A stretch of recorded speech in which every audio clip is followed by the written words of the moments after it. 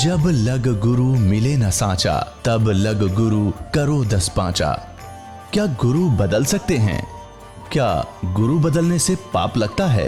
अध्यात्म के इस मैदान में आखिर सही गुरु कौन है? गीता जी में वर्णित तत्वदर्शी संत कौन है? इन सभी प्रश्नों के उत्तर जानने के लिए अवश्य सुनिए जगत गुरु तत्वदर्शी संत रामपाल जी महाराज के मंगल प्रवचन। सत साहिब दर्शकों, कहते हैं कि मृत्यु को टाला नहीं जा सकता और इस पर विजय प्राप्त करना असंभव है। लेकिन यदि हम आपको कहें कि पूर्ण परमात्मा साधक की आयु बढ़ाकर उसे 100 वर्ष की आयु प्रदान कर सकते हैं, तो शायद आप इस बात पर विश्वास न करें। लेकिन इसी का एक जीता जागता उदाहरण हम आपके सामने लेकर आए हैं। ये है राजसमंद राजस्थान के निवासी भेरू दास जी। पूर्ण परमात्मा के अवतार संत रामपाल जी महाराज जी की शरण ग्रहण करने के बाद भेरू जी को परमात्मा का साक्षात्कार हुआ और परमात्मा की कृपा से ऐसे अद्भुत लाभ मिले हैं जिनकी बदौलत आज ये जीवित हैं। इनका कहना है कि संत रामपाल जी महाराज ने इनकी खत्म हो चुकी आयु को बढ़ाकर नया जीवन प्रदान किया है। दर्शकों, क्या ऐसा हो सकता है? क्या वास्तव में संत रामपाल जी महाराज के अंदर इतनी शक्ति है? आइए जानते हैं कि सच्चाई क्या है। सुनते हैं भैरू जी की कहानी, उन्हीं की जुबानी। सर नमस्कार। नमस्कार सर। सर क्या नाम है आपका? मेरा नाम भेरू दास है। सर कहाँ से आए हैं आप? मैं गांव डेलाना, तहसील आमेर, जिला राजसमंद, राजस्थान से आया। सर संत रामपाल जी महाराज से नाम दीक्षा लेने से पहले आप क्या भक्ति साधनाएं करते थे? सर यही साधना करते थे देवी देवताओं की, और ज़्यादातर शंकर भगवान की ये साधना करते थे। लेकिन ऐसा कुछ खास वो चीज़ नहीं थी जो साधना होनी चाहिए, वैसी कुछ नहीं थी। ऐसे ही दुनिया की देखा देखी में ऐसे करते थे, लेकिन उसका कोई ये नहीं था। सर संत रामपाल जी महाराज की शरण में आने से पहले जो आप भक्ति साधनाएं करते थे, उन साधनाओं के करने से आपको क्या क्या लाभ मिले? सर ऐसे तो देखा जाए तो ऐसी कोई वो नहीं थी, भक्ति भी नहीं थी और ऐसी कोई साधना भी नहीं थी, क्योंकि वो तो देखा देखी पत्थर की मूर्तियां बना के वो पूजा करते हैं और उनसे कोई भगवान की वो प्राप्ति नहीं होती है, और वो साधना भी नहीं है, वो ऐसे गलत है वो। तो वो तो एक परमात्मा स्वयं संत के रूप में आते हैं और सच्चा ज्ञान कराते हैं, तो तभी वो साधना बन पाती है। ऐसे तो बहुत से दुनिया बनी हुई है, लेकिन ये सही भक्ति नहीं कर रही है। तो ये पत्थरों की पूजा कर रहे हैं और मंदिरों में जाना, ये इनसे कोई लाभ नहीं होता है। संत रामपाल जी महाराज की शरण में कैसे आए आप? सर मैं पहले जैसे देवी देवताओं की पूजा करता था, तो उसमें जैसे इष्ट रूप में जैसे वो भैरवनाथ होते हैं, उनको उनकी पूजा करता था। तो भैरू जी को जैसे इष्ट मानता था, तो 9 दिन तक ऐसे नवरात्रि रहती है। तो मैं ऐसे बहुत वर्षों से ऐसे उनके जैसे वो पूजा तो नहीं थी, लेकिन उस टाइम जो ज्ञान नहीं था, तो उस टाइम यही समझते थे कि हम पूजा कर रहे हैं इनकी। तो मैं वो हिसाब से उनको ऐसा मन में ऐसा लग रहा था कि मैं ऐसा पूजा करता हूँ तो कुछ भगवान की प्राप्ति होनी चाहिए। तो वैसे तो पूजा नहीं थी, लेकिन फिर भी मुझे ऐसा अनुभव हुआ और सपने में ऐसा उनका दर्शन हुआ। तो भेरू जी ने मुझे ऐसे दर्शन दिया था दिन में करीबन 3 बजे, और कहा था कि ये ज्ञान गंगा पुस्तक है, ये पढ़ो, इससे परमात्मा की प्राप्ति होगी। तो मैंने वो पुस्तक नहीं ली थी उस टाइम, और मैंने कहा कि मेरे पास है पुस्तकें, मैं पढ़ता हूँ, और इस पुस्तक में क्या है। तो मैंने उस टाइम नहीं ली थी वो पुस्तक, और मैं चला गया, मतलब आगे बढ़ा था। तो फिर थोड़ा आगे बढ़ के पीछे देखा, तो फिर वो नहीं दिखाई दिए थे। उसके बाद करीबन 6 महीने बीत गए थे। उसके बाद वही ज्ञान गंगा पुस्तक मैंने बॉम्बे में देखी थी, जो मेरा बुआ का लड़का है, मेरा भाई लगता है, उसके वहाँ देखी। तो वो पुस्तक देखते ही मुझे ऐसा लगा कि ये ज्ञान गंगा पुस्तक है। तो मैंने सारी पुस्तकें ऐसे पढ़ी है, शिव पुराण है जैसे, तो इनमें वो ज्ञान कुछ अलग ही था और निचोड़ ज्ञान था, क्योंकि ज्ञान गंगा में। और उन्होंने 1-2 पेज मेरे को बताया कि इसमें ऐसे ऐसे विधि से परमात्मा की प्राप्ति का निवारण बताया हुआ है, और ये सारे शास्त्रों के आधार पर बनाई हुई पुस्तक है ज्ञान गंगा। तो मैंने उनसे पूछा कि ये कहाँ मिलती है, और उन्होंने बोला कि वो जो आश्रम है वहाँ पे, वहाँ से ही मंगवाई है। तो मैंने बोला उनको कि भाई अभी तो मैं यहाँ से कहीं ले नहीं सकता हूँ, एक बार यही पुस्तक मुझे दे दो, मैं पढ़ लूँ इसको। तो उन्होंने नहीं दी, उन्होंने बोला मेरे को भी अभी मिली है, मैं भी मंगवाई है, अभी मैं पढ़ूंगा, बाद में आप ले जाना। मैं 3 बार गया, तीसरी बार फिर वो पुस्तक लेके मैं घर पे गया था। तो रात को पढ़ते पढ़ते 12 बजे तक पढ़ी थी वो पुस्तक। फिर मेरे को नींद आ गई थी। फिर संत जगत गुरु रामपाल जी महाराज के जैसे दर्शन हुए थे, और दर्शन हुए थे तो मैं उनकी तरफ देख रहा था, तो उनको देखने लग गया। तो मेरे हाथ में कुछ नारियल का ऐसा वजन था। तो सर संत रामपाल जी महाराज से आप कभी मिले ही नहीं हैं, तो आप कैसे कह सकते हैं कि जो सपने में आपको दिखाई दिए वो संत रामपाल जी महाराज ही थे? सर ऐसा हुआ कि जैसे वो पुस्तक के ऊपर जैसे वो फोटो है, तो गुरु जी का जो फोटो लगा हुआ था, तो मैंने ऐसे मन में ऐसे संकल्प किया कि अगर परमात्मा वाकई आप ही हैं तो मुझे दर्शन दें। और मैं वैसे भी बहुत भटक चुका हूँ, क्योंकि परमात्मा की प्राप्ति मुझे करनी है, इसलिए मैं ये देवी देवताओं के चक्कर में बहुत पड़ चुका हूँ। तो मुझे रियल जो परमात्मा है वो दर्शन देवे। तो ऐसे में करते करते वो पुस्तक पढ़ते पढ़ते सो गया, नींद आ गई थी। सोया नहीं था, पढ़ रहा था, पढ़ते पढ़ते नींद आ गई थी। फिर मेरे को 2 घंटे के बाद जगत गुरु रामपाल जी महाराज के दर्शन हुए। तो उनको तरफ मैं देख रहा हूँ और वो भी मेरी तरफ देख रहे हैं, और बहुत टाइम तक ऐसे देखते रह गए। तो उन्होंने मेरे को पूछा कि क्या हुआ? तो मैंने कुछ बोला नहीं। तो फिर उन्होंने बोला कि ये क्या है? मेरे हाथ में कुछ नारियल का वजन था, पीछे ऐसे लटकाया हुआ था। तो उन्होंने बोला कि इसमें क्या है? मैं बोला इसमें नारियल है। तो उन्होंने बोला कहाँ है ये, कहाँ देना है? मैं बोला ये आगे थोड़ा इधर ही देना है। तो उन्होंने बोला कि फिर ठीक है, ये दे के आ जाओ। तो मैं वहाँ पे उनको देने गया, तो उनको बोला कि ये लो, ऐसा करके उनको दे के फटाक से वहाँ डाल के फिर मैं वापस आया, जो गुरुजी के पास जो खड़े थे वहाँ पे, तो वहाँ पे दिखाई नहीं दिए थे जगत गुरु रामपाल जी महाराज। तो फिर मेरे को ऐसा नींद में, ऐसा सपने में ऐसा हुआ, तो घबराहट हुई, तो मेरी नींद खुली। रात को 2:30 बज रही थी। तो मुझे फिर लगा कि शायद परमात्मा जगत गुरु रामपाल जी महाराज ही हैं, क्योंकि अभी मैंने पुस्तक पढ़ी कि 5 पेज भी नहीं पढ़े हैं और मुझे दर्शन भी हो गए हैं। तो उस बात को फिर मैंने विश्वास किया, और 1 महीने के बाद मैं घर पे आया। तो जो भैरू जी की जो पूजा करता था, फिर मैं उनके वहाँ मंदिर गया, तो उनसे ये पाती चढ़ाते हैं वो। तो उन्होंने, मैंने ऐसे मन में ऐसे किसी को बोला नहीं, और मैंने ही मन में संकल्प किया कि अगर परमात्मा वहाँ पे है तो आप मुझे ये जाने की आज्ञा दें।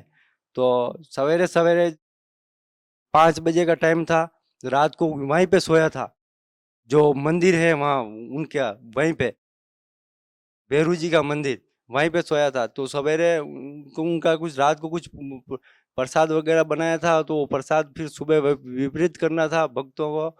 तो फिर मैंने वो उनसे यही प्रार्थना लगाई कि अगर परमात्मा वहाँ पे है तो मुझे आगे जाने की आज्ञा देवे।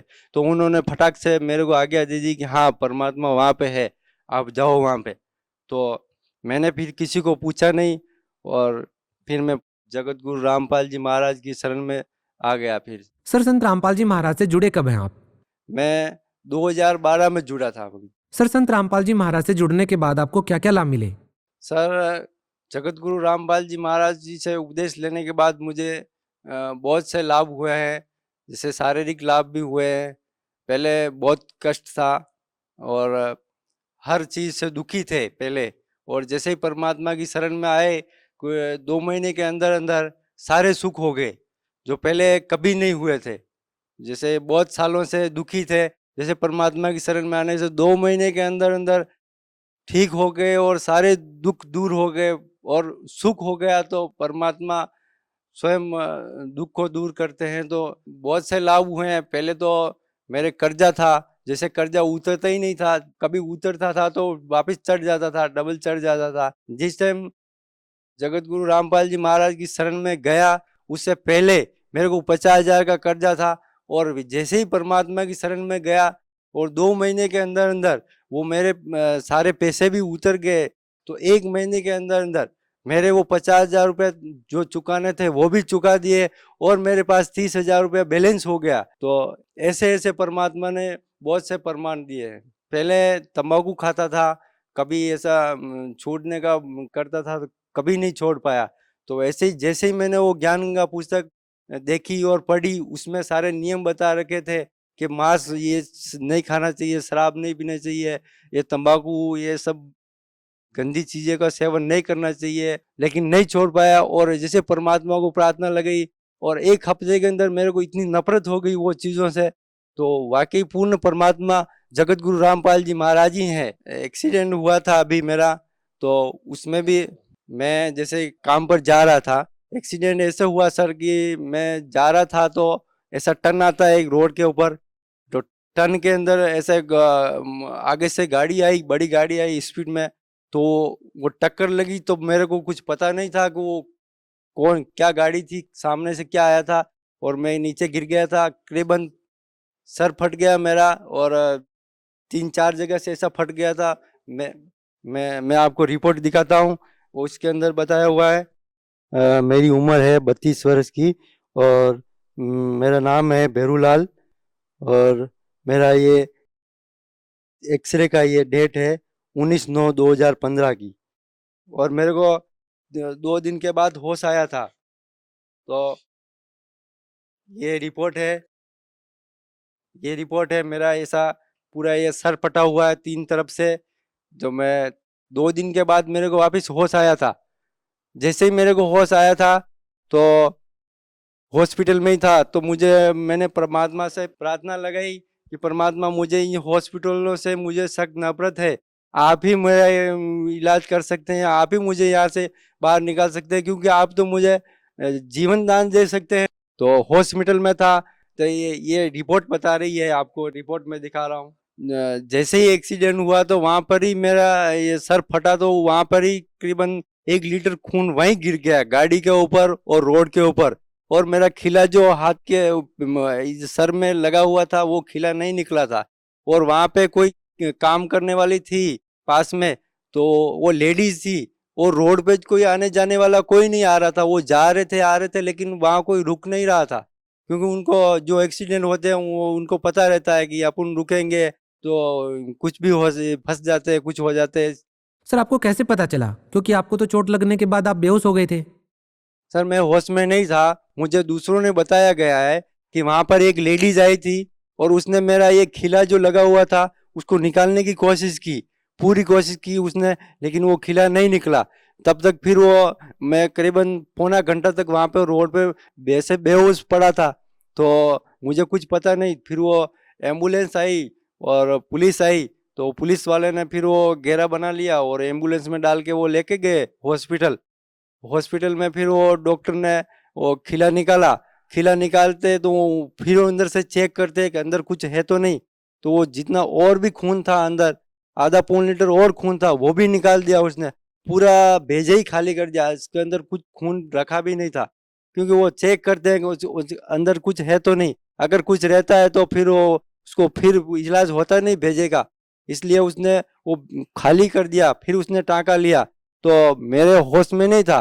तो उस टाइम जब उसने पट्टी बांधी, मेरे को टाँका लगा के यहाँ पे दवाई लगा के फिर उसने पट्टी बांधी, मेरा एक ये हाथ, केवल एक हाथ ही मेरा ऐसा ऐसे पड़ा था, तो पूरा शरीर तो नहीं हिला, केवल ये एक मेरा ये हाथ हिला, यहाँ से ऐसे हिला और ऐसे ये पट्टी की तरफ ऐसा आया, फिर ऐसा गिर गया। फिर मुझे कुछ होश नहीं, केवल इतना सा ये पट्टी का ये हाथ मेरा ऐसा आया, उसके बाद में मुझे कुछ होश नहीं। फिर उसके बाद में मुझे वहां से उन डॉक्टर ने बताया कि अभी ये जिंदा हो सकता है, क्योंकि उन्होंने तो एक बार तो मरा हुआ घोषित कर दिया था। गांव वाले सारे बोल रहे थे कि अभी वो तो मर चुका है, उसको तो लेके आओ, फिर जलाएंगे, क्योंकि जब नष्ट हो जाएगा तो फिर कल जलाना पड़ेगा, इसके लिए आज ही लेके आओ, आज ही जलाएंगे।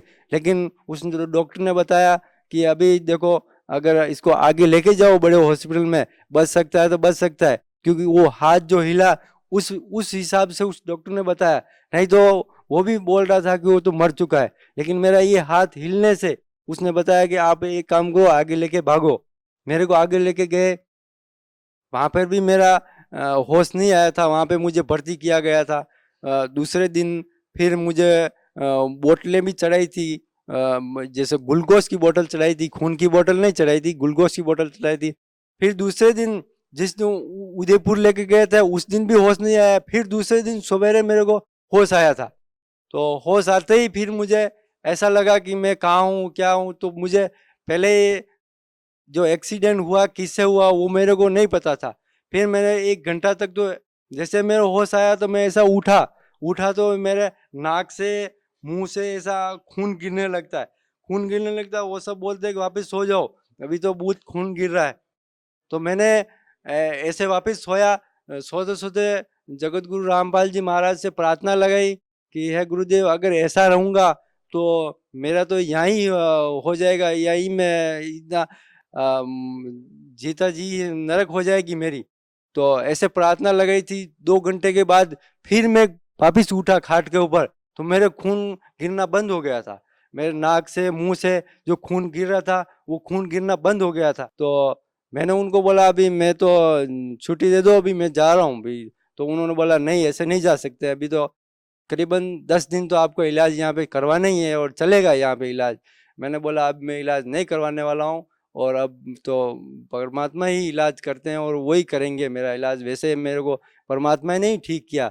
मैं इन चीज़ों पे विश्वास नहीं करता, क्योंकि इतना खतरनाक एक्सीडेंट होता है तो उससे इंसान नहीं बच सकता है। और वैसे मेरी आयु वहीं पे समाप्त हो चुकी थी। तो आगे मुझे परमात्मा ही नहीं, आगे मेरी आयु बढ़ाई, और जगत गुरु रामपाल जी महाराज ही हैं पूर्ण परमात्मा जो मुझे जीवन दान दिया। सर, जो श्रद्धालु संत रामपाल जी महाराज से जुड़ना चाहते हैं वो उनसे कैसे जुड़ सकते हैं? सर वैसे तो भगत समाज को मैं यही संदेश देना चाहूँगा कि सभी जगह पे, जैसे राजस्थान में भी बहुत सी जगह पे आश्रम खुले हुए हैं, जैसे नामदान स्थल के लिए, तो सारी जगह पे खुले हुए हैं। हर एरिया में, दिल्ली जाओ, यूपी जाओ, बॉम्बे जाओ, गुजरात जाओ, कहीं पे भी जाओ, एमपी जाओ, राजस्थान जाओ, मद्रास जाओ, तो सभी जगह पे खुले हुए हैं। तो परमात्मा की प्राप्ति मंत्र जाप वो दीक्षा देते हैं, तो उनसे आप प्राप्त कर सकते हैं। और टीवी के ऊपर सत्संग आता है जगत गुरु रामपाल जी महाराज का, तो उसमें भी नीचे नंबर दिए हुए हैं, तो आप उन नंबरों के ऊपर संपर्क करके भी आप नाम उपदेश ले सकते हैं। बहुत बहुत धन्यवाद सर। नमस्कार सर। दर्शकों, अभी आपने सुने संत रामपाल जी महाराज से दीक्षा प्राप्त करके सुखी हुए भक्त के अनुभव। अब देखिए जगत गुरु तत्वदर्शी संत रामपाल जी महाराज के मंगल प्रवचन। परमात्मा साथ देता है जब ऐसे दृढ़ निश्चय से चलते हैं। अब उसने जाकर सत्संग सुना, दीक्षा ले ली, और उसका तो जीवन बदल गया। सारे दिन रोया करती, अपना ठीक है, अपनी कर नहीं पाओगा, बेटा है बेटा अपने स्थान पे, ना मानता मैं क्या करूं। लेकिन एक अर्ज रखा करती गुरु जी के पास कि महाराज जी लड़का बिगड़ गया और शराब पीवे है, मानता नहीं कहे की। परमात्मा बोले बेटी तू हिम्मत करके लगी रहना, हिम्मत ना हारिए। आन देश में परमात्मा के पास सारे तरीके होते हैं, पर तू दृढ़ रहना। तू उसके कहने से अपनी इसमें दीक्षा में बाधा ना आने देना, सब ठीक हो जाए।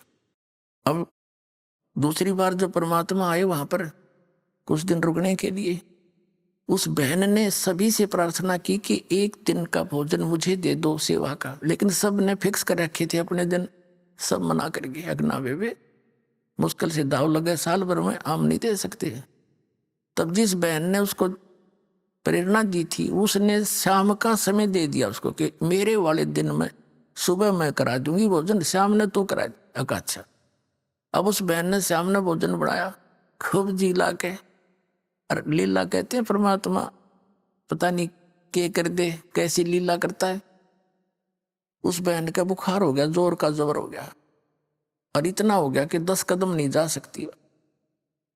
उसने भोजन बना के तैयार कर दिया, उस समय अचानक बुखार बन गया, और वो लड़का एक निकम्मे गिरोह में फंस रहा था, चोर उचक के डाकुओं में।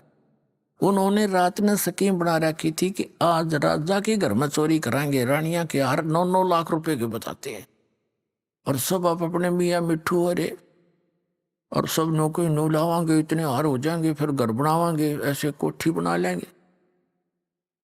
तो कहने लगे भाई रात ने 12 बजे इस मंदिर में आ जाइए, कोई बाहर जंगल में मंदिर था, उसके आसपास इकट्ठे हो जी, वहां से चलेंगे। तो सब चले गए अपने खाना खुना खा कर जल्दी आने के लिए। वो लड़का आ गया शाम को 7-8 बजे सी, उस दिन जल्दी आ गया। माँ ने कहा बेटा मेरी तबीयत होगी खराब, मैंने अपने गुरुजी का भोजन पहुंचाना था, मैं चल नहीं सकती, बेटा एक बार आश्रम में भोजन दिया तो महाराज जी भक्ता का। अब उसने सोची तू आश्रम में जाएगा और आने जाने में समय ना लग जा चाहता, और तू पीछे रह जा, वहां रात ने जा चोरी करने जाना है। मना कर दिया, कहने लगा माँ मैं नहीं भोजन दे के आऊंगा, और तू भी मत जाया कर वहां पर, पता नहीं दुनिया क्या क्या कहती है तेरे बारे में। उस माँ ने कहा बेटा मेरी इज्जत रख दे तू, आज हाथ जोड़ के तो मैंने समय मांगया है, और आगे मुझे कोई टाइम नहीं देगा। एक दिन का भी गुरुजी भूखे रह गए थे, और सब जा चुकी है वहां सत्संग में, मैं अकेली रहेगी पाछे, बेटा मैं चल नहीं सकती। बहुत कुछ कहा पर वो मानना नहीं। फिर वह रोने लगी बैठ के, हे भगवान आज किसे कर्म फूटे मेरे। तो उसने सोचा लड़के ने कि अब माँ रोएगी सारी रात, तो लगेंगी 10-20 मिनट आध घंटा, तो फटाफट पकड़ा है बहुत। वो लेकर अगला दे कहाँ है, वो उसने बांध कर रख रखा था कि लेकर। अब वो प्रतिदिन एक का प्रार्थना करा करती, परमात्मा मेरा तो एक हो बेटा, धन जो भी है वो सुधर जा। तो उन आश्रम वाले भक्तों ने, माइयों ने सोचा, आकाश तो सुन दी भगवान गुरुजी ने, उसका लड़का लेके आ गया भोजन, रान लग गया तो फिर इस पर असर भी पड़ेगा। तो गुरुजी से बताया जी उसका रामो नाम था, अगर रामो का लड़का आ गया, आपने बड़ी दया करी, बहुत रोया करती, इस बात की मारी किसी प्रकार सुधर जाओ।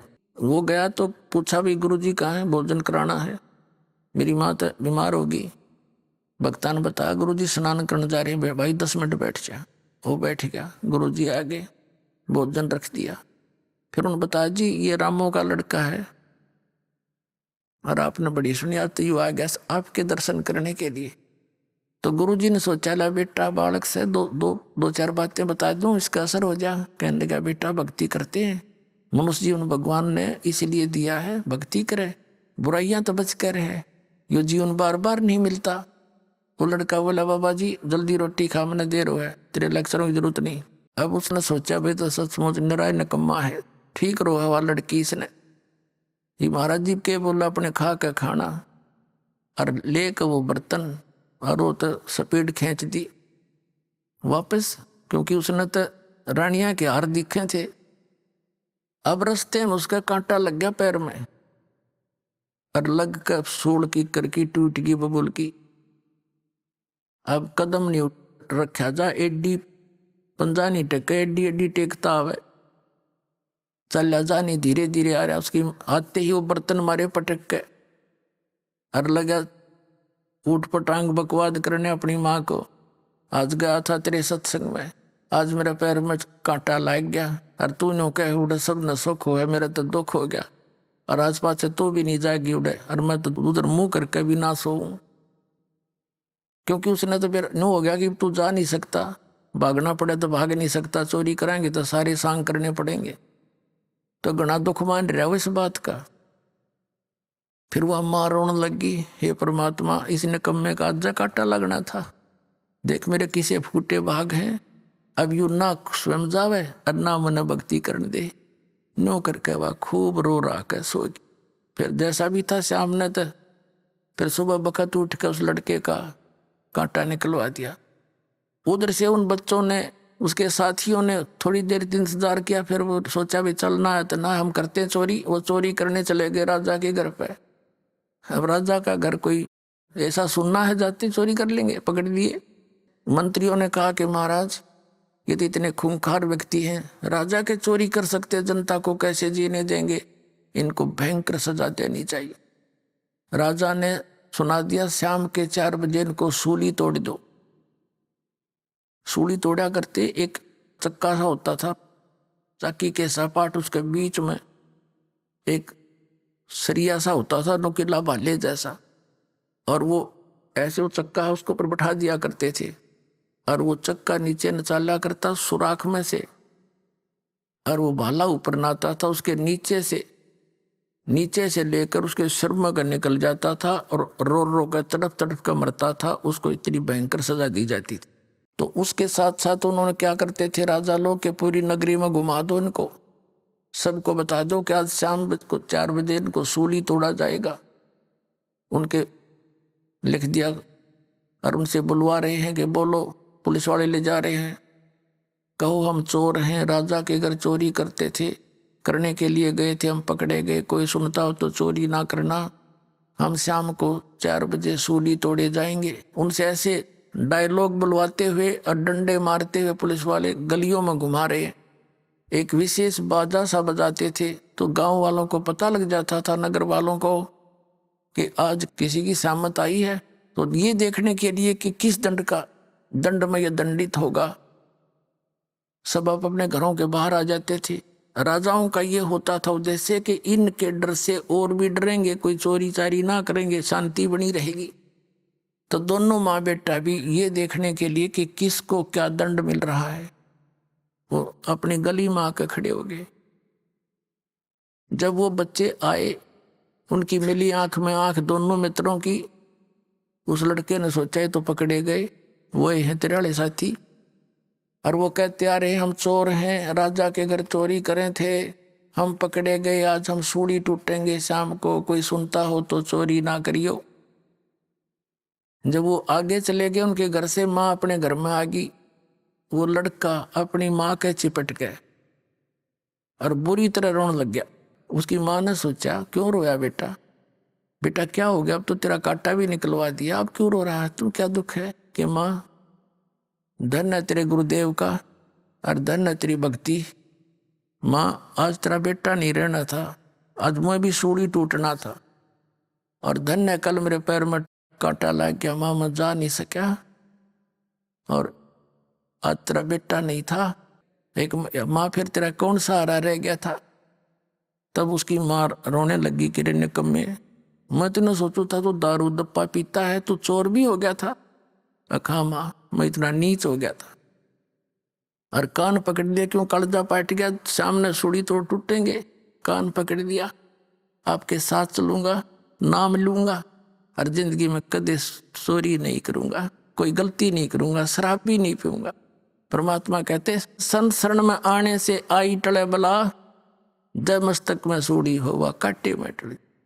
तो पुण्यात्माओं, आप परमात्मा की शरण में आए हो, विश्वास के साथ लगे रहना। ये क्यों डूम बाट के गीत नहीं, ये उस परम पिता का बोला हुआ शब्द जो दास आपको बता रहा हूं, और सारे सत्य होंगे। विश्वास के साथ लगे रहना। बोलो सतगुरुदेव।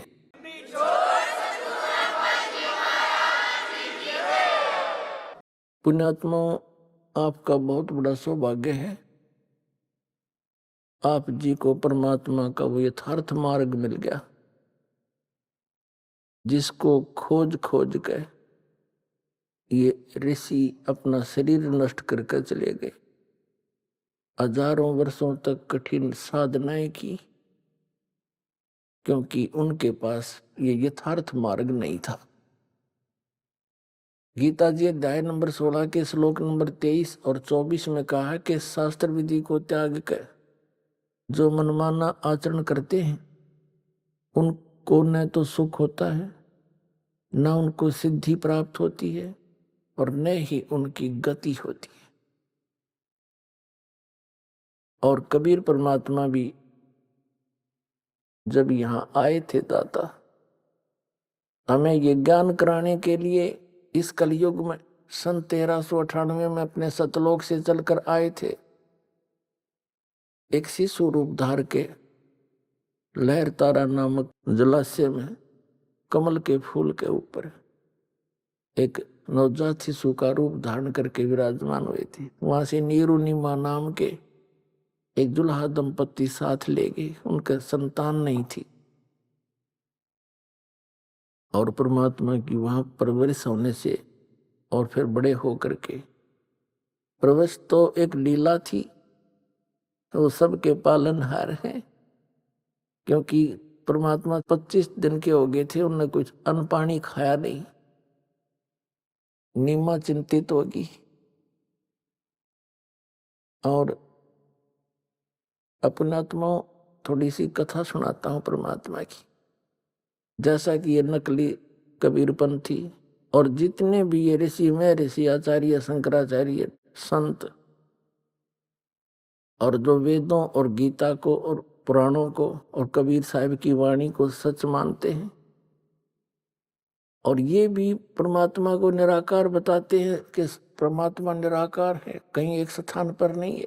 और ये कबीर पंथी इतना कहते हैं कि सतलोक है, राधा स्वामी धन धन सतगुरु सच्चा सौदा सरसा जय गुरुदेव, ये भी सब परमात्मा का ऊपर चेतन प्रकाश बताते हैं, प्रकाश का समुद्र। इन्हें कख नहीं पता किसी ने भी, हुआ बाई बकरे ये।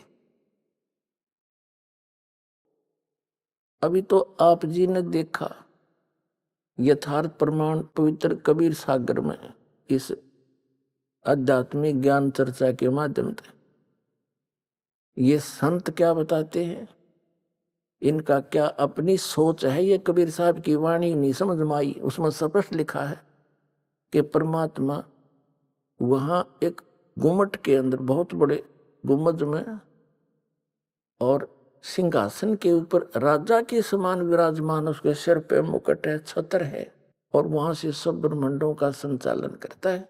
वहां सफेद पृथ्वी है, सफेद वृक्ष है, जैसे यहाँ हरे हैं वहां सफेद है, और दूधों की नदी, झरने बहे, जैसे यहाँ पत्थर के पहाड़ हैं वहां हीरों के पहाड़ हैं, ऐसे मोतियों के पहाड़ हैं और झरने बह रहे हैं, सुंदर सदाबहार वृक्ष हैं। उसमें 3 पोर्शन है। फर्स्ट पोर्शन में बाह्य भाग में ये पहाड़ हैं, बहुत बड़े सुंदर सदाबहार फलदार वृक्ष हैं और सभी मेवा उपलब्ध है सदाबहार, कभी किसी चीज का अभाव नहीं है। वहां का जल कैसा है, जैसे आपने यहाँ गंगा जल देखा है, ये कभी खराब नहीं होता। ये सतलोक से एक सैंपल भेज रखा भगवान ने कि वहां ऐसे पदार्थ है। और फिर उसके बाद बहुत बड़ी सृष्टि है जिसमें नर और नारी ऐसे ही परिवार हैं, अलग अलग सबके मकान हैं, कोई राग द्वेष नहीं है, क्यों अभाव नहीं किसी चीज का। सबके आंगनों में फलदार वृक्ष, फलदार मेवा, काजू और अमृत सरोवर छोटे छोटे सबके बड़े। जैसे हमारी एक वृत्ति है यहाँ मन की, जिसके पास 2 पैसे हो जाएंगे बड़ी तक कोठी बनावेगा, आगे पार्क बनावेगा, उसमें फिर झूले झाले लावेगा, फिर एक स्नान के लिए एक टैंक बनावेगा, और फिर और भी घनी जगह है उसमें साग सब्जी के लिए और पपीते सपीते कुछ फल फ्रूट भी लगावेगा। तो ये तो एक डुप्लीकेट सा काम है। वहां एज इट इज हम देख कर आए थे, जिसको आज हम यहाँ चित्रार्थ करने की कुचेष्टा कर रहे हैं, वो है ही नहीं वो वस्तु। तो वहां आपके सभी प्राणियों के, चींटी से लेकर हाथी तक जितने भी मानव हैं, आप सभी के वहां पर अलग अलग मकान खाली पड़े हैं जहां आप रहा करते थे। अब ये बात आपका समझ में ना आवे क्योंकि आपने ये ज्ञान कदे सुना ही नहीं, लेकिन ये कोई डूम बाट के गीत नहीं और कोई बकान वाली बात नहीं, क्योंकि वह कहता हम बतेरे रखे पहले अटपट करके। ये तो विद प्रूफ दास बता रहा है और परमात्मा ने आकर ये ज्ञान स्वयं यहाँ बताया है, वही आपके सामने दास उसको समझ कर समझा रहा है। तो वहां आपको वो सुख था जिसको आप यहाँ खोज रहे हो। कोई बुढ़ा होना नहीं चाहता, कोई भी वृद्ध अवस्था को पसंद नहीं करता और सारे वृद्ध होंगे, और कोई मृत्यु नहीं चाहता और सब मृत्यु को प्राप्त होंगे। तो क्यों नहीं चाहते हम? बिल्कुल नहीं चाहते, ठीक बात है। देख बालक कैसा शरीर, युवा होने के बाद कितना अच्छा शरीर, और बुढ़ा में पाचा शकल तो भी डर लग गया, दर्पण देख लेते, और फिर मरना, सारा साजबाज सारी उम्र जोड़िया और सारे बालक बच्चे हो गए, इनमें जी लाग रहा, और फिर नौका मारो इसने 1 मिनट में मृत्यु। बताइए ये कोई अच्छी बात है? तो यहाँ का तो ये परंपरा है और वहां ये है नहीं। तो इसलिए ना तो वृद्ध अवस्था चाहते ना मृत्यु चाहते, और दोनों कंपलसरी। तो ये तो सतलोक में होगा, आपको वहां चलो, अब समय आ गया वहां चलने का। कति बिल्कुल आसानी से जा सकते हो, लेकिन ये मंत्र जाप करना पड़ेगा, जीवन दास आपको बताएगा, और मर्यादा में रहना पड़ेगा। आपको यहाँ तो सुख देंगे ही देंगे, और फिर वहां देखना सतलोक में।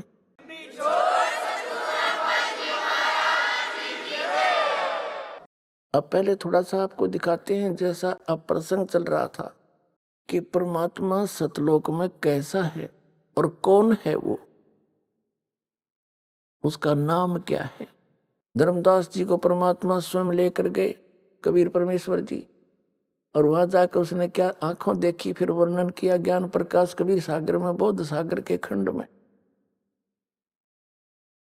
कि सतलोक में जब मैं गया तो वहां ऐसे ही नर और नारी करके हंस और हंसनी मेरे से मिलने आए, बड़े प्यार से सीने से लगे, गा के बजा के नाच के फिर भगवान को दिखाने के लिए गए। वहां क्या देखा कबीर साहब, वो जो नीचे से जिंदा महात्मा के रूप में आया था, वो बैठा उस ब्रह्मांड के सिंहासन पर, असंग ब्रह्मांड के कंट्रोलर के सिंहासन पर, और सिर पर छत्र है, सिर पर मुकुट है। वहां सफेद धरती है, सफेद भूमि है, सफेद वृक्ष है, और सभी नर आकार है। उनके गले में रत्नों की माला है, उनकी माथे की शोभा बताए रखी, उनके नाक बताए रखे, ग्रहण माने नासिका, और बड़े सुंदर हैं। और ये नकली कबीर पंथी या जितने भी संत पंथ हैं, ये सभी बताओ भगवान निराकार है। पुण्यात्माओं, परमात्मा का पाना और सतलोक जाना कति आसान है, इसमें तो कोई बाधा ही नहीं बनेगी, क्योंकि जब आप यहाँ के दुख से परिचित हो जाओगे और वहां के सुख से, और प्रमाण सहित आपको पता लग जाएगा। पुण्यात्माओं, देख परमात्मा ने कितनी दया कर रखी है आपके ऊपर, आप कितने लाडले हो उस परमात्मा के बच्चे, बहन और भाई जितने भी यहाँ आए हैं। हम दासों की सेवा लगाई, बच्चों ने मिलकर आश्रम बनाया, शेड डाला, और आपके आने से पहले पलक बिछाए बैठे रहते हैं। कितने भगत बहन भाई आएंगे, मैट बिछा देते हैं, अच्छा बढ़िया देसी घी का प्रसाद हलवा, और भाई अच्छे बढ़िया भोजन आहार आपको परमात्मा की तरफ से ही है ये सारा खेल। और ऐसे सर्दी में देकर रजाई है, अरे अमृत वर्षा कर रहे हैं, इसमें कृपा करके लटके ना लियो, पूरा ज्ञान सुनियो को देखा कर अच्छा देसी घी का लोड कर रजाई ऊँघे जाओ बैठे बैठे, फिर आना नहाना बराबर है। तो कबीर साहब कहते हैं, निंद्रा काल जाल है भाई, जो सोवत हैं सो खोवत हैं, जागत है सो पावत हैं। तो जागो ही बे, वैसे भी जागो, अरे नींद ने भी थोड़ा कंट्रोल करो, और सुनो अमर कहानी उस परम पिता की। पुण्यात्माओं, ऐसा सीजन, ऐसा एटमॉस्फेयर, मीठी मीठी सर्दी और सारी व्यवस्था है, और परमात्मा की भक्ति, आप वो अमर कथा, वो अमृत वर्षा उस सत्संग की, जिसकी आत्मा को युगों युगों से भूख है, यहाँ तृप्त हो रही है वो। तो इस आत्मा ने सुआओ मत, जागृत रखो और सुनो उस परमात्मा की अमर कहानी। पुण्यात्माओं, परमात्मा का पाना सब तो आसान है, क्योंकि इसमें कुछ करना है को नहीं, नाम जाप करना बस। नाम चलते फिरते उठते बैठते मर्यादा में रहना है, और जैसा परमात्मा आपको वित्त दे उसमें से दान भी करना है, क्योंकि धर्म तो धसके नहीं धसके तीनों लोग, और खैरायत में खैर है कीजिए आत्म पोख। तो जो परमात्मा आपको लाभ देगा उससे दान भी करना है, क्योंकि दान से ही धन मिलता है। कबीर साहब कहते हैं, चढ़ी चोंच भर ले गई और नदी ना घट्यो नीर, दान दिए धन घटे नहीं, कह रहे साहिब कबीर। तो इस प्रकार इस तरह से परमात्मा का पाना कति आसान है।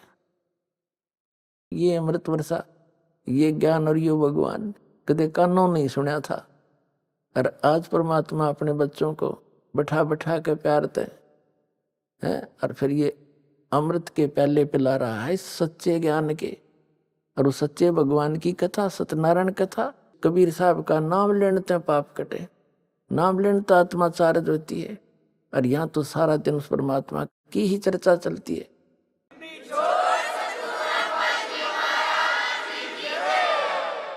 यहाँ आप जी को इसलिए बुलाया जाता है कि जैसे पुराने भक्त भी होते हैं जिन्हें 10-10, 15-15 वर्ष हो गए नाम लिए ने, कुछ 2-4 वर्ष के भी हैं और बिल्कुल नए भी आए हैं पुण्यात्मा पर भगवान के बच्चे। तो पुराणों के साथ आपका आपस में डिस्कस होता है, सत्संग के बाद आप चर्चा करते हो, नए भक्तों का विश्वास दृढ़ होता है कि सचमुच यहाँ ऐसे ऐसे इनको लाभ हुए हैं, ऐसे ऐसे रोग कटे हैं, ऐसे निर्धन व्यक्तियों का आज गाड़ियां चल रही हैं। तो फिर इससे और दिल डटेगा और ऊपर से ये दास ज्ञान आपको दे रहा है, इसमें स्पष्ट हो जाएगा। तो ये सारा कुछ मिला के इसलिए परमात्मा ने ये आश्रमों की व्यवस्था बनाई है कि यहाँ बैठकर परमात्मा के बच्चे उस मालिक के यथार्थ ज्ञान को और उस भगवान को समझ सके। पुण्यात्माओं, परमात्मा कैसा है और कहाँ प्रमाण है? हमारे वो सदग्रंथ जिनको प्रत्येक धर्म शिरोधार्य मानता है उसमें सिद्ध करता है दास एक 20 मिनट के अंदर। सबसे पहले पवित्र बाइबल आपको दिखाते हैं। पवित्र बाइबल पवित्र ईसाई धर्म का एक आदरणीय और मान्य सदग्रंथ है। और ईसाई धर्म के व्यक्तियों से आप पूछिएगा कि परमात्मा निराकार है या साकार, तो वो कहते हैं गॉड इज फॉर्मलेस, परमात्मा निराकार है। तो उन्हें के समझा पवित्र बाइबल को खाक जाना? क्या पवित्र बाइबल झूठा है फिर? तो कहने का भाव ये है, जो वर्तमान में जितने भी हमारे गुरु धर्मगुरु जिस भी धर्म के हैं वो उन महापुरुषों की वाणी से परिचित नहीं है जो जिनके ऊपर हम आधारित हैं। और इसलिए बिजली गिरी पड़ी है, हम भिन्न भिन्न हो गए सारे, कितने कितने धर्म बना दिए, बात वहीं की वहीं खड़ी है। किसी का विकार छूट रहा ना, कोई बीड़ी पी रहा है, कोई मांस खा रहा है, कोई शराब पी रहा है, कोई चोरी मिलावट कर रहा है, कोई रिश्वत ले रहा है। ये काम करने के हैं, इस आत्मा ने मलिन करने लाग रहे, दूना पापों से सान रहे हो, इसे तो निर्मल करना था। और भगवान फिर आपको लाभ देगा, उस पर वो सुख होगा सही जो भगवान की तरफ से मिलेगा। अब दिखाते हैं आपको परमात्मा कैसा है पवित्र बाइबल में। ये देखिएगा, ये है पवित्र बाइबल।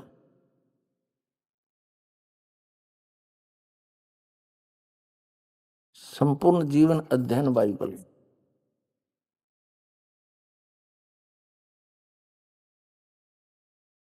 और ये कहां से छपा है?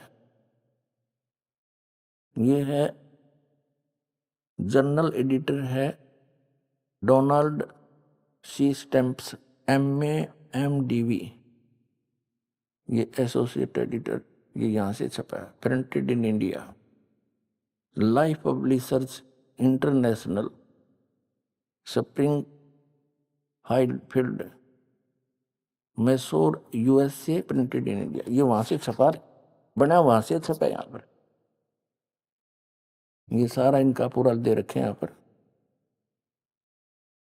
इससे आपको पढ़ के सुना होगा दास कि परमात्मा कैसा है। ये है पुराना नियम, पुराना नियम और उत्पत्ति। यहां से देखेंगे आप,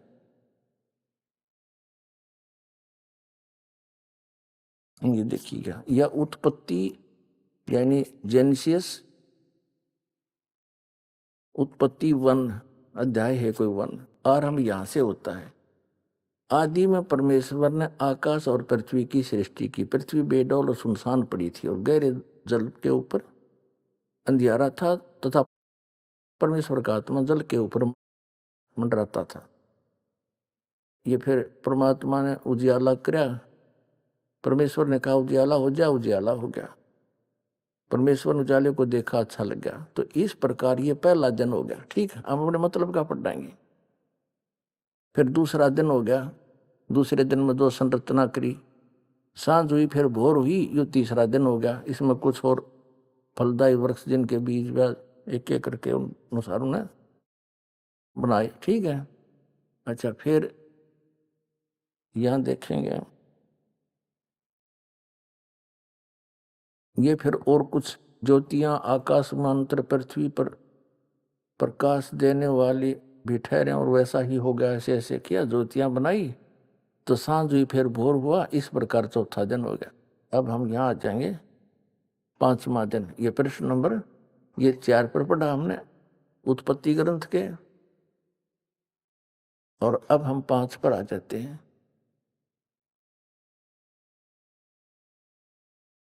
यहाँ फिर और कुछ बनाया सृष्टि, उन सब जीवित प्राणियों की भी सृष्टि की जो चलते फिरते हैं, इन पर जल बहुत ही भर गया है। एक एक जाति के उड़ने वाले पक्षियों की भी सृष्टि की। परमेश्वर ने देखा, अच्छा लगा। तथा सांझ हुई, फिर भोर हुआ। इस प्रकार ये 5वां दिन हो गया। ठीक है। अब यहां देखे 6ठे दिन, ये 26 नंबर इनकी श्लोक है।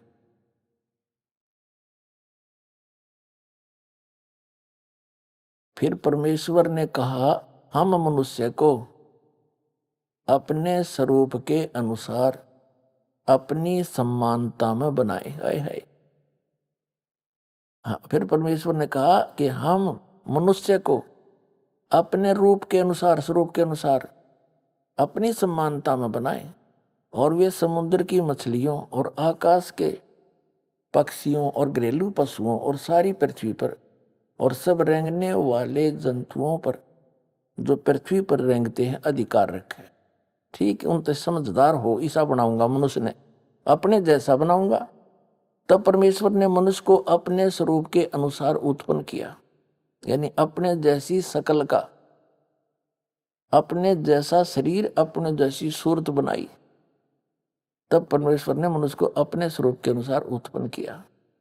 अपने स्वरूप के अनुसार परमेश्वर ने उसको उत्पन्न किया, नर और नारी करके उसने मनुष्यों की सृष्टि की। पूछिए इन ईसाइयों ने क्या समझा, इन अपने पवित्र बाइबल को? निराकार है इसमें परमात्मा, फॉर्मूले से स्पष्ट कह रखे, बालक भी समझ जाए इसने। ये भगवान बता कहाँ सोया पड़ा ये मानो, अपने सदग्रंथों को ना समझ कर दंत कथा बैठ के बैठे सारे। ये देखिएगा, फिर और कमाल कर रखा परमात्मा ने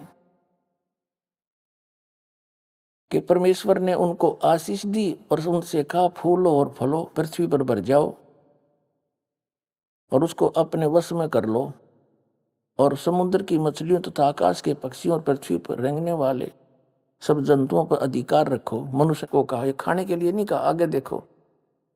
फिर परमेश्वर ने मनुष्यों से कहा, उनसे कहा, मनुष्यों की चल रही है कहानी, सुनो, जितने बीज वाले छोटे छोटे पेड़ सारी पृथ्वी के ऊपर हैं, और जितने वृक्षों में बीज वाले फल होते हैं, वे सब मैंने तुमको दिए हैं, वे तुम्हारे भोजन के लिए। अपने आत्माओं, ये ईसाई खाओ मांस सारा दिन, इसमें है कि तो मांस खाने का परमात्मा का आदेश। परमात्मा ने फाइनल कर दिया, परमेश्वर ने, जिसने सारी सृष्टि रची। देखो, परमेश्वर ने उनसे कहा, सुनो, जितने बीज वाले छोटे छोटे पेड़ और सारी पृथ्वी के ऊपर जितने वृक्षों में बीज वाले फल होते हैं, वे सब मैंने तुमको दिए हैं, वे तुम्हारे भोजन के लिए। हो गया स्पष्ट? छोटे छोटे बीज वाले गेहूं, चने, बाजरा, ज्वार, हैं, ये सारे काजू, किस्मत, सेब, संतरे, ये फल और मेवा, कहते ओनली ये है तेरा खाना। अभी आपने सुने संत रामपाल जी महाराज के मंगल प्रवचन। आइए अब सुनते हैं संत रामपाल जी महाराज से नाम दीक्षा लेकर सतभक्ति करके अद्भुत लाभ प्राप्त करने वाले अनुयायी के विचार। दर्शकों, क्या हो यदि आप एक नशे की लत में डूब जाएं और उस नशे की लत से छुटकारा पाने के लिए आप दिन रात प्रयास करें, लेकिन फिर भी उस नशे को छोड़ने में आप असमर्थ रहें। ऐसा ही कुछ हुआ नरेला दिल्ली के रहने वाले दिनेश जी के साथ। दिनेश जी शराब और अन्य नशों में इस कदर डूब चुके थे कि चाहकर भी वे इनसे छुटकारा नहीं पा रहे थे। दर्शकों, दिनेश जी का आज कहना है कि मेरी जिंदगी तब बदली जब मुझे संत रामपाल जी महाराज द्वारा लिखित पुस्तक ज्ञान गंगा मिली। दिनेश जी कहते हैं कि जब से मैंने ज्ञान गंगा पुस्तक पढ़ी है, तब से मेरी जिंदगी की रूपरेखा ही बदल गई है और मैं पूर्ण रूप से नशे से मुक्त हो गया हूं। संत रामपाल जी महाराज की शरण में जाने के बाद मेरी जिंदगी खुशहाल हो गई है। दर्शकों, क्या केवल एक पुस्तक को पढ़ने मात्र से किसी का नशा छूट सकता है? आइए जानते हैं कि इसके पीछे की सच्चाई क्या है। सुनते हैं दिनेश जी की कहानी, उन्हीं की जुबानी। नमस्कार सर। नमस्ते सर। सर क्या नाम है आपका? मेरा नाम दिनेश कुमार है जी, और मैं गांव सन्नोट नरेला दिल्ली 40 का रहने वाला हूं। सर संत रामपाल जी महाराज से कब जुड़े आप? सर मैंने 18 जुलाई 2014 में नाम लिया था। सर संत रामपाल जी महाराज से नाम दीक्षा लेने से पहले क्या आप कोई भक्ति साधना करते थे? हाँ जी, मैं भक्ति करता था। मैं यही ब्रह्मा विष्णु महेश इनकी साधना करता था, हनुमान जी की, शेरावाली जी की। तो सर क्या कारण बना कि आप संत रामपाल जी महाराज की शरण में आए? सर मैं इनकी पूजा कर करके इतना बेकार हो लिया था कि बिल्कुल कि पागल जैसा हो गया था। मेरे काम धंधे बिल्कुल छूट गए थे, कोई काम नहीं था, कोई भी मजदूरी भी नहीं मिलती थी। तो मैं बहुत ही परेशान हो गया था, बिल्कुल पागलों की तरह मेरा हाल हो गया था। और जब मैं ऐसे रहता था, मैं कई बार जंतर मंतर पे चला जाता था। मैंने अपनी ज़िंदगी को सोच लिया था कि बिल्कुल ही ख़त्म होगी। रात को मैं सोता सोता भी रोता रहता था। मेरी मिसेज भी भगतमती रोती रहती थी देख के कि भाई इसको क्या हो गया। कई बार ऐसा हो जाता था, बच्चे साने थे, ऐसा जी करता था इनको जहर दे दूँ और मैं भी जहर खा के मर जाऊँ बिल्कुल। लेकिन परमात्मा की रजा थी, संत रामपाल जी महाराज जी की। मुझे हमारे गाँव का एक भगत था, उन्होंने एक ज्ञान गंगा पुस्तक दी और मैंने वो ज्ञान गंगा पुस्तक पढ़ी। और पढ़ते ही मेरा बिल्कुल ऐसे हो गया कि भाई वाकई में सच बात है ये। मैं इतनी भक्ति करने के बाद भी इतना परेशान था। भरी उसमें गरीब गर्मियों में हनुमान जी का चूरमा बना के ले जा करता, बिल्कुल पसीने पसीने होके, कच्चे कच्चे में बिल्कुल इतना परेशान था। और वहाँ पे बंदर खाते भी नहीं थे, सूंघ के भगा देते थे। मेरा बहुत खून फूकता था कि मैं चाय भी पीने के पैसे नहीं घर में, और यहाँ पे ये ऐसे कर रहे हैं। तो मैं सोचता था भाई मेरा भला नहीं होगा कभी भी ज़िंदगी में। लेकिन वो ज्ञान गंगा पढ़ने के बाद मैंने उनसे बोला भाई मुझे नाम दीक्षा लेनी है और मैं बताऊँ कब चलूँ आपके साथ। नॉलेज अब सत्संग होगा और वहाँ पे चलेंगे। तो हम चले गए जी। 18 जुलाई 2014 को हम सतलोक आश्रम में हम गए और वहाँ पे जाके मैंने नाम दीक्षा ली संत रामपाल जी महाराज जी से। वहाँ पे देखा मैंने, तो वहाँ पे ऐसा माहौल मैंने इस धरती पे ना, सिवाय सतगुरु रामपाल जी महाराज जी के वहाँ के अलावा, उस आश्रम के अलावा मैंने कभी ऐसा माहौल कहीं देखा नहीं। मैं बहुत जगह गया, अमरनाथ लोले, हर मंदिर में, वैष्णो देवी लोग, जहाँ भी, यानी कि कोई भी ऐसी जगह नहीं थी कि जहाँ पे ना गया हूँ मैं। हर जगह गया पर, लेकिन मैंने ऐसा माहौल नहीं देखा। वहाँ की सुविधा इतनी अच्छी थी, वहाँ पे उनका बोलने का लहजा इतना अच्छा था। भगत जी कह के बात करते थे, या कोई माई हो या कोई भगत हो, बिल्कुल इतने प्यार से। खाना पीना इतना अच्छा खाना, देसी घी में रोटियां बिल्कुल, और भंडारा फ्री था बिल्कुल। और ऐसी चाय, कोई कितनी भैंस बांध रहा हो, उनके घर भी ऐसी चाय नहीं मिलती होगी जैसी आश्रम में चाय मिलती थी। और चाय के साथ बिस्किट भी।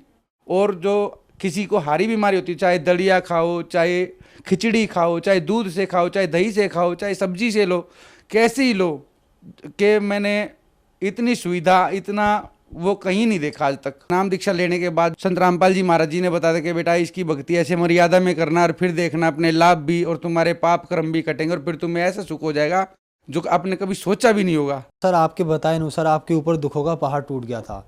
आपने बताया कि आपको कहीं उम्मीद नहीं थी कि मैं कहीं से भी ठीक हो जाऊं। फिर आपने ज्ञान गंगा पुस्तक पढ़ी और फिर आप संत रामपाल जी महाराज से नाम दीक्षा लेकर आए। सर ज्ञान गंगा में ऐसी क्या बात है जो भी उसको पढ़ता है तो उसको लाभ होने लगते हैं और वो संत रामपाल जी महाराज से नाम दीक्षा ले लेता है? ऐसा क्या है उस पुस्तक में? सर उस पुस्तक में ऐसा बहुत कुछ है कि उसमें सत भक्ति और जितना भी प्रमाण है ना, सब हर चीज़ से प्रमाणित वो पुस्तक है। बाइबल से, पुराण से, वेदों से। और जो उसमें जो कहानियाँ लिखी बिल्कुल एकदम सच लिखी हुई हैं कि भाई पुस्तक पढ़ने से ज्ञान गंगा मेरे बिल्कुल ये लगा लो दिमाग के बिल्कुल तार तार हिल गए कि ये सारी सच्चाई बिल्कुल इस पुस्तक में है। सर ज्ञान गंगा पुस्तक ऐसी जादुई पुस्तक है, अगर उसको आप एक बार पढ़ लो या घर में भी रख लो ना, तो भी उस घर में सुख आना तो मामूली सी बात है। सर अगर कोई दर्शक संत रामपाल जी महाराज की ज्ञान गंगा पुस्तक प्राप्त करना चाहे तो वो कैसे प्राप्त कर सकता है? सर शाम को चैनल पे सत्संग आता है और उसके अंदर ऐड आती है नीचे पीली पट्टी, उसमें नंबर लिखे होते हैं एसएमएस के, जो फ्री पुस्तक मंगाने के लिए आप एक बार एसएमएस करा, जो भी करेगा उसी एड्रेस पे ज्ञान गंगा पुस्तक, जीने की राह और गीता तेरा ज्ञान अमृत फ्री पहुंचाई जाती है। सर हम अब अगला सवाल पूछते हैं आपसे।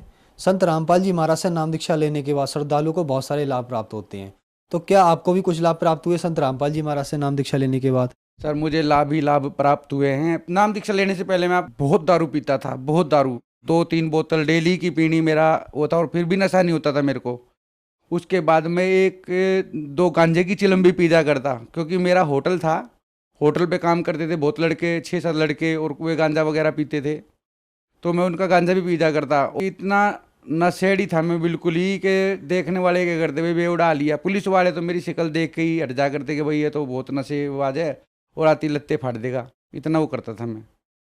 और ये लाभ ही हुआ परमात्मा की रजा से, दारू छूटी मेरी। उसके बाद काम धंधा मेरा बिल्कुल बर्बाद हो गया था, दारू से होटल वाटल सब तुड़वा दिए थे पुलिस वालों ने। उसके बाद भूखे मरने की नौबत आ गई थी बिल्कुल ही, और ऐसा हाल हो गया था जी कि चाय पीने के भी पैसे नहीं करते। मेरी मिसिज वो काम करती थी फैक्ट्री में और मैं घर पे रहता था। वो मेरे से कभी ये भी नहीं कहती थी कि भाई तू काम कर ले, उसको पता थी इसकी दिमागी हालत बिल्कुल ऐसी हो गई है पागलों जैसी, कभी कुछ घर से निकल जाए। मैंने बोल भी दिया था अपने घर वालों को कि मैं घर छोड़ के जाऊँगा, कहीं हिमालय वगैरह पे चला जाऊँ, क्यों मैंने यही सुना था भाई हिमालय पे चले जाओ भाई, वहाँ पे नुपाप कर्म कटते वगैरह होता है, ये होता है। तो मैंने बोल दिया था अपने मम्मी पापा को भी, सबको, कि मैं हिमालय पे जाऊँगा, मैं यहाँ से घर छोड़ के जाऊँगा। तो यही परेशान रह करते कि भाई ये कभी चला जाए। 3 बच्चे, तीनों बच्चे बड़े हो रहे थे। लड़की 11वीं में थी, लड़का 12वीं पास किया हुआ था, और मैं इतना परेशान, मगर काम धंधा है नहीं, जवान बच्चों के कहाँ से इनकी शादी होगी, कहाँ से क्या होगा। मैं इतना तंगी से गुजर रहा था बहुत ज़्यादा, कि रोज़ की ये सोचता था कि आज इन बच्चों को जहर दे दूं और ख़ुद भी खा लूं, क्योंकि हमें पता है कि हमने जिससे भी हेल्प मांगी किसी ने कोई हेल्प नहीं करी। लेकिन परमात्मा की ऐसी रजा, मेरे नाम लेने के बाद इतना खुशियों से मेरा घर भर दिया परमात्मा ने। लड़की भी बेचारी पढ़ाई घर हो गई, लड़का भी की भी रमणी हो गई, एक लड़का बचा हुआ है वो भी। और मैं तो इतना नशेड़ी था भगत जी कि मैं जब दारू पीता था ना, अपने बच्चों को भी बिठा ले करता साथ में, उनसे पूछ ले करता मैं भाई तू कितनी पिएगा, तू कितनी पिएगा, और तब मैं उतनी मंगा के पीते थे बैठ के। तो भगत जी मैं इतना नशा करता था, तो वो सारा नशा मेरा परमात्मा की मात्र किताब पढ़ने से ही छूट गया। क्योंकि उस किताब में लिखा हुआ था कि भाई जो बीड़ी पीते हैं और ये दारू पीते हैं उनको ऐसे ऐसे कुत्ते के जन्म होते हैं, सूअर के जन्म होते हैं। तो मैं अपनी पैड़ी पे बैठ रहता था, तो जब मैं किताब पढ़ता था ना, वो किताब की बात में देखता कुत्ते नाली के वहाँ पे पैर रख के और मुँह दे के पानी पी रहे हैं, तो मेरे परमात्मा की बातें याद आती कि भाई ऐसा जन्म होगा। तो मैंने जब भी बीड़ी वगैरह भी तोड़ के भगा दी थी, 3 बंडल बीड़ी के पीजा करता मैं डेली के। और दारू वारू उस दिन से मैंने कभी दारू नहीं पी, जिस दिन भी परमात्मा की शरण में गया नाम लेते ही, और उस दिन से ही संत रामपाल जी महाराज जी की कृपा से मेरा सारा नशा वगैरह सब छूट गया, और हमारा घर पूरा परिवार सुख शांति में आ गया, और अब मेरा काम भी खुल गया ना। तो मैं बिल्कुल बेकार था। मैं तो सर यही कहना चाहूँगा कि आप चैनल पे सत्संग सुने, उसमें जो पट्टी आती है उस पे किताबों का SMS के नंबर, आप उस पे SMS करें, किताब मंगाए ज्ञान गंगा या जीने की राह, और उसको पढ़ें। संत रामपाल जी महाराज जी से नाम दीक्षा लेने के बाद सभी नशे, कोई भी ऐसा काम नहीं होगा जो कि हम गैर कानूनी हो, सारे काम छूट जाएंगे। नशे भी, दारूबाज के, कोई वैसे भी, और काम धंधा भी मिल जाएगा। परमात्मा की जैसे 2 रोटी का बढ़िया वो हो जाता है, और सत भक्ति मिलती है। चैनल पे उनके ऊपर सत्संग सुने, उसमें जो नीचे जो पट्टी आती है उसमें नंबर आते हैं, टेलीफोन नंबर। जैसे आप जहाँ भी रहने वाले हो उन नंबरों पे फ़ोन करोगे तो आपको वहाँ का पास का ही नामदान केंद्र का पता बता देंगे, और वहाँ से आपको नाम दीक्षा फ्री मिलेगी संत रामपाल जी महाराज जी से। धन्यवाद सर। सत साहिब।